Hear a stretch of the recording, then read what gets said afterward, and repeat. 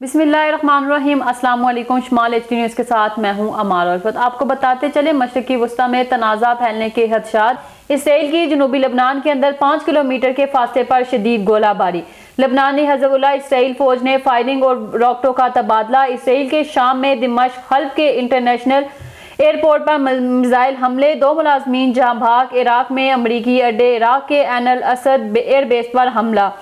America ने पूरे मशरकी वस्ता में दिफाई निज़ाम फ़ाल कर दिया। मजीद पेट्रियाट मिसाइल भेजने का ऐलान और मजीद अमरीकी फौजियों को तैनाती के लिए अलर्ट कर दिया। आपको एक बार फिर से बताते चले मशरकी वस्ता में तनाज़ा फैलने के खदशात। इसराइल की जनूबी लबनान के अंदर 5 किलोमीटर के फासले पर शदीद गोलाबारी। लबनानी हिज़्बुल्लाह इसराइल फौज ने फायरिंग और रॉकेटों का तबादला। इसराइल के शाम में दिमश्क हल्ब के इंटरनेशनल एयरपोर्ट पर मिसाइल हमले, 2 मुलाजमीन जहां भाग। इराक में अमरीकी अड्डे, इराक के ऐन अल असद एयरबेस पर हमला।